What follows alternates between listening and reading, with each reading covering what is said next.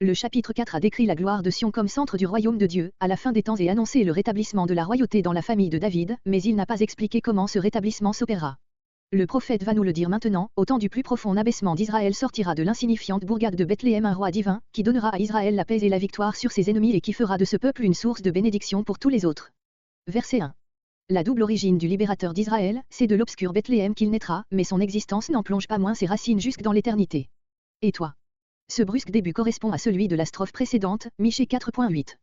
Bethléem est personnifié et interpellé ici, comme l'avait été au chapitre 4 la tour du troupeau et la colline de la fille de Sion, verset 88. Pour le sens, ce verset forme avec Michée 4.14 une antithèse, entre la royauté abaissée et restaurée, toute pareille à celle de Michée 4.1 et Michée 3.12, entre le temple renversé et glorifié. Bethléem Euphrate. Ephra ou Euphrate, la féconde, est l'ancien nom de cette ville, située à 8 km au sud de Jérusalem. Bethléem, maison du pain, en est le nom plus récent. Ce dernier était déjà connu à l'époque des patriarches, mais le premier fut usité encore plus tard, voir Genèse 35.16, Genèse 48.7, Ruth 1.2, 1 Samuel 17.12. L'un et l'autre font allusion à la grande fertilité de la contrée environnante, couverte, de nos jours comme autrefois, de champs de blé, de vignes et de beaux vergers. Si Michée juxtapose ici les deux noms, ce n'est pas simplement pour distinguer cette ville d'une autre de même nom, Bethléem de Zabulon, Josué 19.15, il lui eût suffi pour cela de l'expression ordinaire, Bethléem de Jude, Juge 17.7, Ruth 1.12. L'intention du prophète, en se servant du vieux nom, consacré par les souvenirs de l'histoire patriarcale, qu'il a déjà rappelé, Michée 4.8-10, est de donner plus d'ampleur et de solennité au discours. Petite pour être entre les milliers. C'est la traduction littérale de l'hébreu. L'idée n'est pas trop petite pour être, en ce sens que Bethléem ne serait réellement pas au nombre des milliers, mais bien petite pour figurer, comme c'est en effet le cas, parmi les milliers. Voir 1 Samuel 20.6, 1 Samuel 20.29. Le terme millier, hébreu alaphim, pluriel d'élèves, 1000, désigne les grandes divisions, les branches de chaque tribu, appelées aussi mishpachot, qui comptaient chacune environ un millier de chefs de famille, nombre 1.16, nombre 10.4, Exode 18.25. Ce nombre pouvait être plus ou moins grand et l'importance de l'élève variée, voir Juge 6.15, hébreu. Bethléem paraît avoir formé l'un des plus petits, sinon le plus petit. Elle avait si peu d'importance que le livre de Josué ne la mentionne pas dans le catalogue des villes de Jude. Il est vrai que les LXX en ont rétabli la mention, Josué 15.60. C'est cette petite Bethléem qui sera le lieu natal du Messie, elle sera ainsi élevée entre les villes, comme la petite colline de Sion entre les montagnes, Michée 4.1 et suivant.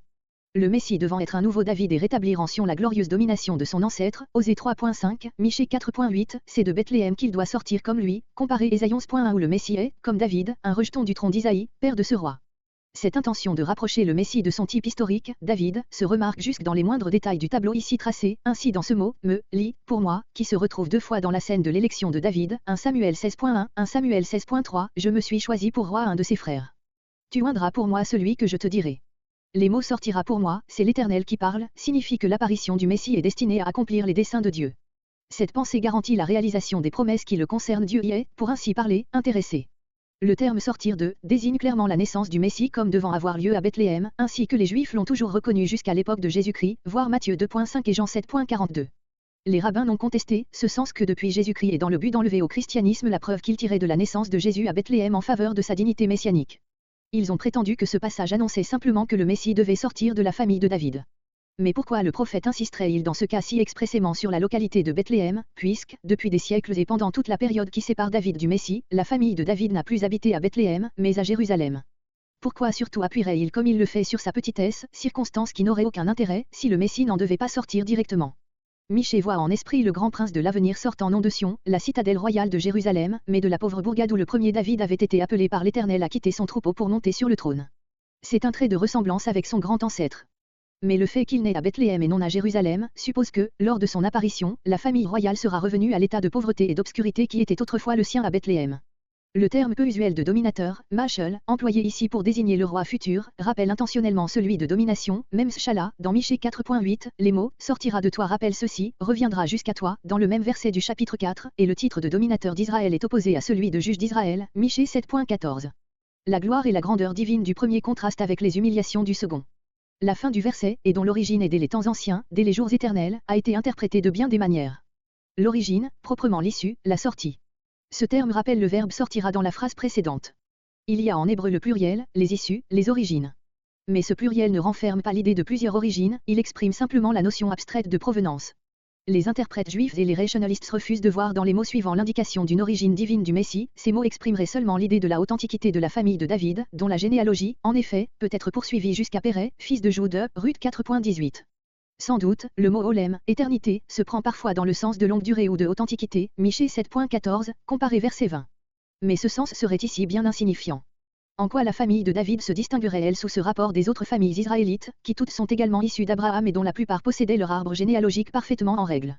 Les expressions si énergiques dont se sert le prophète doivent être prises ici dans le même sens que les termes analogues employés Proverbe 8.22-23, où l'existence de la sagesse créatrice est décrite comme antérieure au commencement du monde. Ainsi l'origine du Messie remonte au-delà de la création même, elle est éternelle et divine. La seconde partie du verset forme donc le pendant de la première. L'origine divine du Messie contraste avec l'obscurité de son origine bethléemite. Il ne faudrait pas objecter contre le sens propre du mot éternité, qu'il est question ici de jour. L'éternité ne peut être pour notre conception humaine qu'une succession infinie de moments, de jours et nous ne pourrons jamais la désigner sans introduire dans la définition des déterminations temporelles. Sans vouloir anticiper sur l'enseignement du Nouveau Testament qui sera le fruit de révélations subséquentes, nous devons reconnaître que le prophète attribue ici au Messie deux origines, l'une locale, terrestre, Bethléem, l'autre supra-terrestre, divine. Nous ne saurions nous en étonner, puisqu'Ésaïe, le contemporain de Michée, affirme comme lui, d'un côté, que le Messie sera un descendant de David, et de l'autre, qu'il sera un être divin, Ésaïe 7.14, Ésaïe 9.5, Ésaïe 11.1, un fils aîné, du tronc d'Isaïe. Emmanuel, Dieu fort. Il faut se souvenir ici de cet ange de l'Éternel en qui le nom, la pleine révélation, de Dieu réside, Exode 23.21, Ésaïe 63.9, et dont l'avènement du Messie sera la suprême apparition en Israël, Malachie 3.1. Le verset que nous venons d'expliquer est cité en partie et assez librement par Matthieu 2.6. La principale modification que l'évangéliste fait subir au texte de Michée consiste à substituer les mots « tu n'es pas la plus petite entre » à ceci, « petite pour être entre ». Les deux textes font ressortir la petitesse extérieure de Bethléem, qui contraste avec le rôle qu'elle doit jouer comme lieu de naissance du Messie, mais le texte de Michée l'énonce expressément, tandis que Matthieu la sous-entend, comme assez connue et y oppose la grandeur morale que Bethléem, si petite, est appelée à posséder dans le règne de Dieu, tu n'es pas la plus petite. De là l'apparente contradiction entre le texte du prophète et la citation de l'évangéliste, contradiction qui n'est que dans les termes et n'existe pas dans l'idée. Verset 2. C'est pourquoi. L'idée est que, tant que le Messie, restaurateur d'Israël, n'a pas paru, le peuple demeure dans un état de souffrance et d'humiliation, il, l'Éternel, les livrera, entre les mains de leurs ennemis, voir Michée 4.10, Michée 4.14, jusqu'au temps où. La mère, littéralement, celle qui doit enfanter, évidemment la mère du Messie. Qui est cette mère? D'après Michée 4.9-10, on pourrait appliquer ce terme à la communauté d'Israël, les douleurs de l'exil seraient pour elle comme les souffrances de l'enfantement du Messie, la naissance de l'enfant serait l'image de l'avènement du libérateur, fruit de toutes ces douleurs. Le type de Rachel enfantant Benjamin, que le prophète avait devant les yeux en écrivant Michée 4.8 et suivant et que rappelle ici le nom d'Ephrata, verset 1, comparé Genèse 35.16, serait favorable à cette interprétation, car Rachel est le symbole de la communauté israélite. Mais ce type conduirait à une application différente, voir Jérémie 31.15-17, Rachel retrouvant, après l'exil, de nombreux fils dans le peuple restauré, comparé Ésaïe 54.1 et suivant, Ésaïe 66.7-9. Et surtout la fin de notre verset ne permet pas d'admettre que Michée ait voulu représenter la nation israélite comme la mère du Messie, puisqu'il désigne les membres du peuple comme ses frères. Celle qui enfante ne désigne donc pas un personnage collectif, mais une personne réelle, la femme, encore inconnue de lui, que le prophète contemple en esprit comme déjà prête à enfanter le Sauveur. C'est ici un nouveau et remarquable trait de rapprochement entre Michée et Ésaïe 7.14. La fin du verset commence l'énumération des bénédictions que le Messie apportera à son peuple. La première sera la cessation de la division dont il souffrait depuis plusieurs siècles, la réunion complète de la famille du Messie, que les prophètes ont toujours promise, Michée 2.12, comparé Ésaïe 11.13, Osée 3.5, Jérémie 3.18. Le reste de ses frères désigne les 10 tribus dispersées, venant après l'exil rejoindre les enfants de Juda sous le sceptre du Messie. Les fils d'Israël désignent Juda, la tribu royale, demeurée attachée à la maison de David, en face du royaume infidèle des 10 tribus. Elle était, au temps de Michée, le vrai corps de la nation et elle formera un jour le noyau du peuple restauré, auquel se rallieront les autres tribus.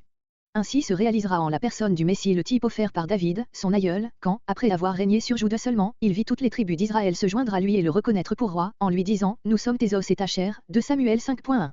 Verset 3. L'activité du Messie pour le bien de son peuple, dans laquelle il déploie à la fois une puissance et une douceur divine. Elle est dépeinte sous l'image d'un berger paissant son troupeau, type fréquent de la royauté, comparé 2 Samuel 5.2 et Jean 10.10 et suivant. Il se tiendra, elles se reposeront. Le tableau est celui-ci, le berger debout, appuyé sur son bâton et veillant sur le troupeau, celui-ci reposant à ses pieds, en pleine sécurité et à l'abri de toute attaque, comparé Michée 4.4. Petra les brebis, hébreu, Petra, tout court, mais le français exige pour la clarté un complément qui se tire de lui-même de l'idée du verbe. Dans la force, dans la majesté du nom de l'Éternel.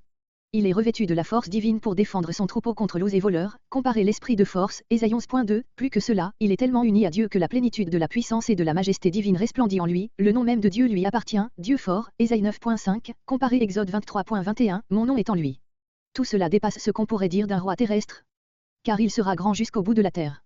Motif de la sécurité du peuple de Dieu, son propre roi est en même temps le roi de toute la terre. Comparez Psaume 2.8. Verset 4. La paix résume tous les bienfaits du règne du Messie pour son peuple maintenant réuni. Il est lui-même cette paix, il la porte en lui, il en est la source constante. Éphésiens 2.14, c'est lui qui est notre paix, fait allusion à notre passage. La paix est toujours le trait caractéristique des descriptions prophétiques du règne de Dieu, voir entre autres Michée 4.3-4, Ésaïe 11.6-9, Zacharie 9.10, il parlera de paix aux nations. La protection qu'accorde le Messie à son peuple contre les ennemis étrangers. Michée prend ici comme type des ennemis des derniers temps, le peuple de son époque le plus redoutable à Israël, celui qui représentait alors la puissance de ce monde, hostile à Dieu et à son règne, la Syrie. 7 pasteurs et 8 princes, autant de lieutenants et d'auxiliaires du roi futur. Ces chiffres sont symboliques, 7 est le nombre de la perfection, celui des œuvres que Dieu accomplit, 8, qui va au-delà, indique une surabondance de force dépassant le strict nécessaire pour la victoire. Cette forme, 7, lui, est sans doute une imitation de la forme semblable qu'emploie Amos pour exprimer le nombre surabondant des péchés qui provoquent le jugement de Dieu, à cause de 3 crimes 2, et à cause de 4. Amos 1.3 etc. Le mot nos palais renferme une allusion au même Amos, qui avait dit, le feu dévorera les palais de Jérusalem, Michée 2.5. Les pasteurs sont des princes de race royale, comme le pasteur suprême, le Messie, les princes, proprement, préposés, consacrés, sont des chefs choisis au sein du peuple pour marcher avec eux à sa tête contre l'ennemi. Nous ferons, et dit au nom du peuple d'Israël, dont la force est multipliée par la présence du Messie. On peut se demander comment ces attaques des païens contre Israël s'accordent avec leur conversion au vrai Dieu, annoncé Michée 4.14. Sans doute la conversion des peuples n'est que partielle et graduelle et cette attitude prise par une portion de l'humanité a pour effet de surexciter chez le reste des hommes l'hostilité contre Dieu et son règne, jusqu'à ce que l'Église, conduite par le Messie, ait remporté sur le monde une victoire définitive. Verset 5. Le peuple de Dieu ne se borne pas à repousser les attaques de l'ennemi, il le poursuit jusque dans son pays et en fait la conquête, assure lui est asservi. Ils paîtront, gouverneront, avec l'épée, comparé Psaume 2.9. La terre de Nimrod, parallèle de la terre d'Assur. La Syrie est ici nommée le pays de Nimrod, parce que celui-ci fut le fondateur de la première monarchie universelle, Babel, dont la puissance assyrienne fut l'une des branches, Genèse 10.9-11. Le nom de Nimrod représente mieux qu'aucun autre la puissance terrestre dans son opposition au règne de Dieu. Les portes désignent non les frontières d'Assur, mais les villes et forteresses qui sont le cœur même du pays. Verset 6. Aux bénédictions dont Israël restauré joint lui-même se joignent celles dont il sera la source pour les peuples qui se subordonneront au règne du Messie. Comme une rosée. La rosée, image fréquente de ce qui rafraîchit et vivifie, Osée 14.5, Psaume 72.6, Psaume 133.3. L'herbe, laquelle. Nous rapportons le pronom, non à la rosée, mais à l'herbe qui la reçoit.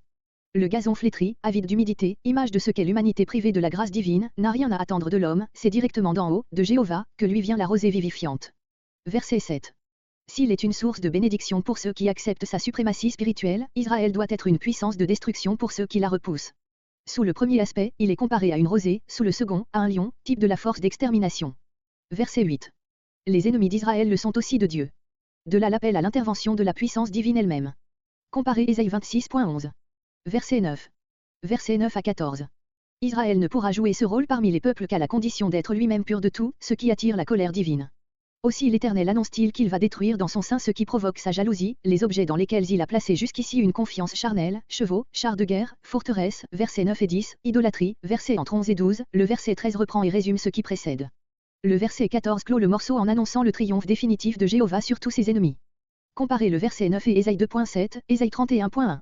Verset 10. Comparez Ésaïe 2.15.